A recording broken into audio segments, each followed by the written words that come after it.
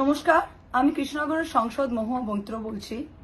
আজকে আমাদের মাননীয় প্রধানমন্ত্রী, আমাদের ভূপর্যটক প্রধানমন্ত্রী আবার তিনি বিদেশ ভ্রমণে গেছেন। এত লম্বা বিদেশ ভ্রমণ বোধহয় এর আগে কোনো প্রধানমন্ত্রী করেননি। যাই হোক, তিনি তো মাসে মাসেই যান, এ মাসেও গেছেন। তা আপনি যে আবার বিদেশ ভ্রমণে গেলেন, বারবার আপনি বিদেশ ভ্রমণে যাচ্ছেন, আমাদের দেশের কূটনীতি, আমাদের দেশের ডিপ্লোমেসি, আমাদের দেশের বিদেশ নীতি তার আজকের যে অবস্থা, যেই তলানিতে দাঁড়িয়েছে, তা নিয়ে কি কিছু প্রশ্নের জবাব আপনি দিতে পারবেন প্রধানমন্ত্রী? প্রথম, যে আজকে leader of the free world যিনি প্রেসিডেন্ট ডোনাল্ড ট্রাম্প, মার্কিন যুক্তরাষ্ট্রের রাষ্ট্রপতি, তিনি কিন্তু বারবার বলে যাচ্ছেন তিনি ইন্ডিয়া আর পাকিস্তানের মধ্যে ভারত পাকিস্তানের যুদ্ধের বিরতি তিনি করিয়েছেন। তিনি বারবার বলে যাচ্ছেন। তিনি এটাও বলছেন যে পাকিস্তান তার বন্ধু এবং Pakistan is a great nation. তিনি ইন্ডিয়া এবং পাকিস্তান, ভারত পাকিস্তানকে কিন্তু একসাথে একই জায়গায় নামিয়ে এসছে। আজকে ভারতীয় প্রধানমন্ত্রীর যে সম্মান তার কাছে, পাকিস্তান প্রধানমন্ত্রীও তার থেকে বোধহয় একটু বেশি সম্মান পাচ্ছেন।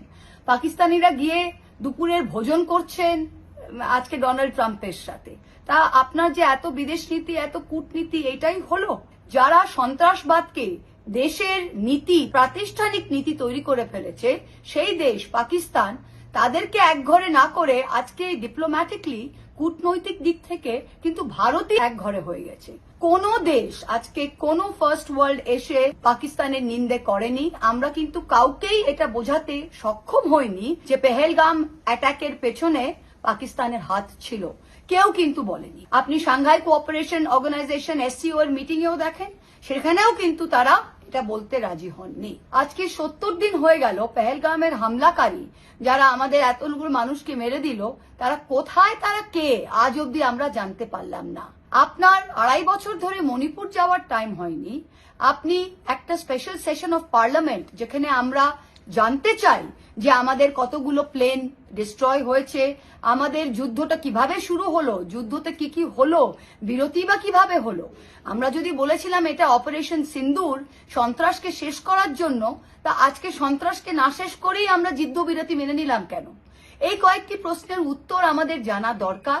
আর আজকে পাকিস্তান গ্লোবাল এরিনাতে, পাকিস্তান কিন্তু সব দেশের মধ্যে আন্তর্জাতিক সংস্থা থেকে টাকা পাচ্ছে, বিদেশ থেকে তারা প্রত্যেকটা দেশ থেকে সম্মান পাচ্ছে। তা আপনি যে আবার ঘুরতে গেছেন প্রধানমন্ত্রী, এর ফলটা কি? আর এতদিন যে আপনি ভ্রমণ করেছেন, এর আমাদের বিদেশ নীতিতে কি লাভ হয়েছে? এই প্রশ্নগুলোর উত্তর একটু বলতে পারবেন? ধন্যবাদ।